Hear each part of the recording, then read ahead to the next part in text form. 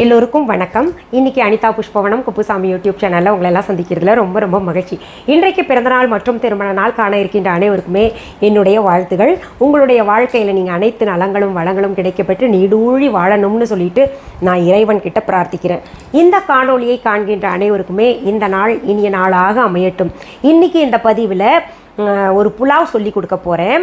இந்த புலாவ் கொஞ்சம் வித்தியாசமாக இருக்கும். நீங்கள் வெரைட்டியாக புலாவ்ஸ் கேட்டுட்ருக்கீங்கல்ல, நம்ம ஒரே மாதிரி சமைக்காமல் உடலுக்கு ஆரோக்கியத்தை தரக்கூடியது, சுவையையும் தரக்கூடிய புலாவ்களை வித்தியாசமாக சமைச்சு அப்பப்போ நான் காமிக்கிறேன். இன்றைக்கி நம்ம இந்த பதிவில் செய்ய போகிற புலாவ் பேர் என்னென்னா பச்சைப்பயிறு கேரட் புலாவ். ரொம்ப வித்தியாசமாக இருக்கும், ரொம்ப எளிமை. இது சாப்பிட்ட பின்னாடி உங்களுக்கு தோணும், இப்படி கூட புலாவ் செய்ய முடியுமா? நம்ம பிள்ளைங்களுக்கு ஸ்கூல் திறந்த பின்னாடி காலையில் நம்ம அவசரமாக ஆஃபீஸ்க்கு கிளம்புறதுக்கு முன்னாடி இது சுலபமாக செய்து சாப்பிட்லாமே, உடம்புக்கும் நல்லதாச்சு அப்படின்னு நினைப்பீங்க. கேரட் கண்ணுக்கு நல்லது, பச்சைப்பயிரில் நிறைய புரோட்டீன் இருக்குது, உடம்புக்கு வலுவை தரக்கூடியது. சரி, இந்த பச்சைப்பயிறு கேரட் புலாவுக்கு தேவையான பொருள்கள் என்னென்னு பார்த்துடலாம். கேரட் பச்சைப்பருப்பு புலாவ் செய்வதற்கு தேவையான பொருள்கள், நான் பாஸ்மதி அரிசி எடுத்து நல்லா அலசிட்டு ஒரு 10 நிமிஷம் ஊற வச்சுருக்கேன். நீங்கள் பாஸ்மதி அரிசியில் தான் செய்யணுன்றது அவசியம் கிடையாது. உங்களுக்கு எந்த அரிசியில் செய்யணும்னு நினைக்கிறீங்களோ அதில் செஞ்சுக்கலாம். அதற்கடுத்தது 3 டேபிள் ஸ்பூன் பச்சைப்பருப்பு தோலோடு எடுத்துக்கோங்க. அதை அலசிட்டு நான் வச்சுருக்கேன். நெய் அல்லது எண்ணெய் தேவையான அளவு, இது ஆப்ஷன் தான். சிறிய துண்டுகளாக நறுக்கிய கேரட் 1, நீளமாக நறுக்கிய பெரிய வெங்காயம் 1, மிளகாய்த்தூள் 1½ டீஸ்பூன், பட்டை சிறிய துண்டு, கிராம்பு 5, பிரியாணி இலைகள் 2, உப்பு தேவையான அளவு. இது ஹிமாலயன் ராக் சால்ட், இந்த உப்பு தான் நான் பயன்படுத்துவேன் அதிகமாக. என்னன்னு புதுசாக கேட்குறவங்களுக்காக இது சொல்கிறேன். நீங்கள் எல்லாம் நினைப்பீங்க இவ்வளோ கம்மியான பொருளில் இந்த சிம்பிளான புலாவ் நல்லா டேஸ்ட்டாக இருக்குமான்னு. எப்போவுமே சிம்பிளான பொருள்கள் போட்டு செய்கிறது ஒரு சில சமயம் பார்த்திங்கன்னா ரொம்ப சுவையாக இருக்கும்.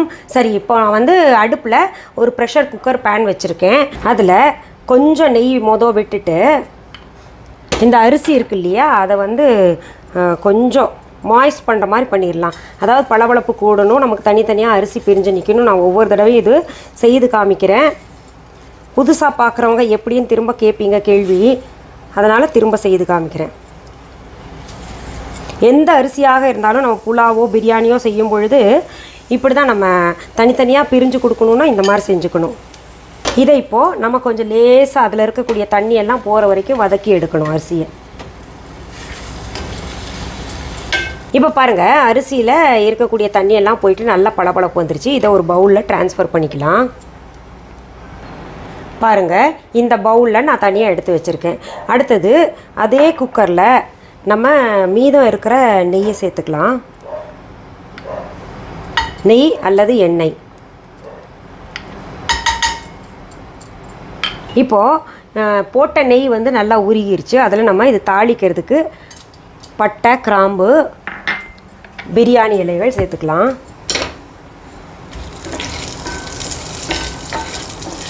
இப்போ இதில் ஒரு பிரியாணி இலை நம்ம டெக்கரேட் பண்ணுறதுக்கு மேலே கார்னிஷிங்க்கு நான் எடுத்து வச்சுக்கிறேன்.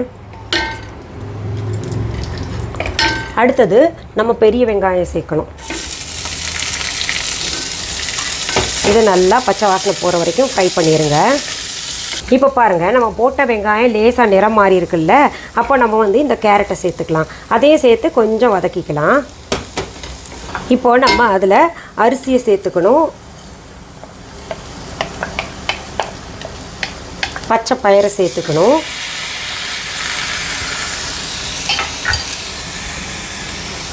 மிளகாய் தூளையும் சேர்த்துக்கலாம். உப்பையும் சேர்த்துக்கிட்டு தேவையான அளவு தண்ணி. நான் இப்போ பார்த்தீங்கன்னா இதில் 1 டம்ளர் பாஸ்மதி ரைஸ் எப்போவுமே வைக்கும் பொழுது நான் 1.25 டம்ளர் தான் தண்ணி விடுவேன். அதனால் இதுலேயும் பார்த்தீங்கன்னா 1.25 டம்ளர் தண்ணி நான் விடுறேன். இது எல்லாத்தையும் நல்லா கலந்து உப்பு பார்த்துட்டு அப்புறம் நீங்கள் ஒரு 2 விசில் வர்ற வரைக்கும் வேக வச்சுக்கோங்க. 2 அல்லது 3 உங்கள் குக்கரை பொறுத்து தான் இருக்குது. இப்போவே நிறம் பார்த்தீங்களா, பார்க்க என்ன அழகாக இருக்குல்ல. சிம்பிள் தான், ஆனால் சுவையாக இருக்கும். நீங்கள் இப்போ இதில் கேட்பீங்க பூண்டு இஞ்சி போட வேண்டாமா அப்படின்னு. எல்லாத்துலேயுமே நம்ம பூண்டு இஞ்சி போட்டோன்னா பின்ன ஒரு வெரைட்டி கிடைக்காது. அதனால் அது தவிர்க்கணும் இந்த புலாவில். இப்போது இதை நம்ம ப்ரெஷர் குக் பண்ணலாம். 2 விசில் வர்ற வரைக்கும் நான் வைக்கிறேன். இப்போது நான் குக்கரை திறந்து பார்த்தேன். பாருங்கள், எப்படி இருக்குது, ரொம்ப அழகாக இருக்குது பார்க்குறக்கே. இல்லை சத்தான உணவு, கேரட் இருக்குது, அதில் பயத்தம்பருப்புலேயும் நல்ல சத்து இருக்குது, ரொம்ப நல்லா இருக்கும். இப்போ பாருங்கள், நம்ம செஞ்ச புலாவை எவ்வளோ அழகாக டெக்கரேட் பண்ணியிருக்கேன்ல. நம்ம எப்போவுமே ப்ரெசன்டேஷன் நல்லா கொடுக்கணும், அப்போது விரும்பி சாப்பிடுவாங்க பிள்ளைங்களாகட்டும், வீட்டில் எல்லாருமே. அது கூட சைட் டிஷ்க்கு நான் உங்களுக்கு நிறைய கிரேவிஸ் எல்லாம் சொல்லி கொடுத்துருக்கேன், அதை செய்யலாம். அப்படி இல்லைன்னா வெறும் தயிர் போதும். தயிரில் சீரகத்தூள் அப்புறம் உப்பு சேர்த்து சாப்பிட்டோன்னா ரொம்ப பிரமாதமாக இருக்கும், சத்தான உணவு. பச்சைப்பயிறு கேரட் புலாவ் எவ்வளோ சுலபமாக செஞ்சிட்டோம் இல்லையா, ரொம்ப சுவையாக இருக்கும். அதாவது நம்ம எளிமையான பொருள்களை, நம்ம வீட்டில் இருக்கக்கூடிய சமையலறையில் இருக்கக்கூடிய எளிமையாக கிடைக்கக்கூடிய பொருள்கள் வச்சு விதவிதமாக ஆரோக்கியமாக சுவை மிக்கதாக செஞ்சு சாப்பிட முடியுன்றதுக்கு இந்த எளிமையான புலாவ் ஒரு உதாரணமாக இருக்குது.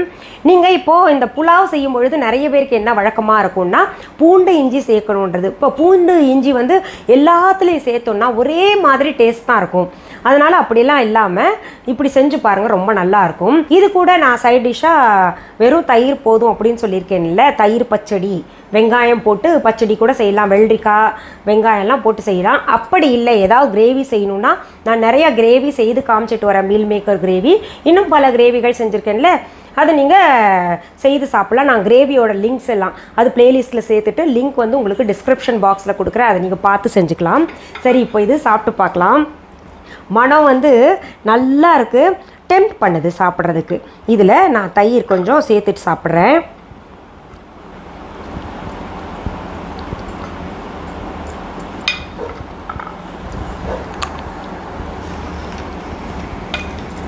அருமை, பிரமாதமாக இருக்குது.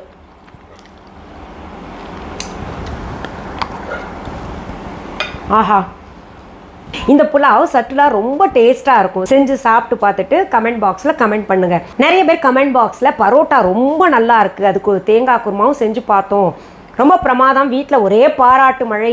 இதில் எனக்கும் பாராட்டு தெரிவிக்கணும்னு நிறைய பேர் அதில் கமெண்ட்டில் போட்டிருந்தீங்க. இந்த பரோட்டா செய்கிறது இவ்வளவு எளிமையா அப்படின்னு ரொம்ப பேர் சொல்லியிருந்தீங்க. ரொம்ப எளிமைங்க, நம்ம புத்தி கொண்டு எது எப்படி சுலபமாக பண்ணிக்க முடியுமோ அதெல்லாம் பண்ணிக்கிட்டோன்னு வைங்களேன், சுலபமாக எதையும் முடிக்கலாம்.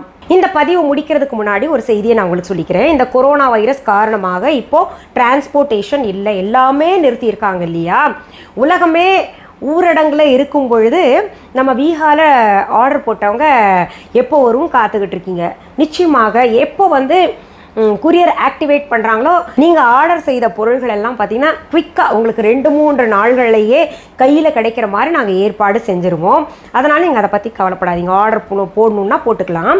இதில் சிலர் ஆஃபர் கேட்டுக்கிட்டு இருக்கீங்க. இப்போ இருக்கக்கூடிய நிலமையில் புது வருடத்திற்காக ஆஃபர் கொடுக்க முடியாது, ஏன்னா ஆஃபர் கொடுத்தோன்னா ஆர்டர்ஸ் வரும் இல்லையா, அதை நாங்கள் உடனே அனுப்ப முடியலன்னா உங்களுக்கு ஒரு மன சங்கடம் ஏற்படும், இன்னும் வரலையே அப்படின்னு.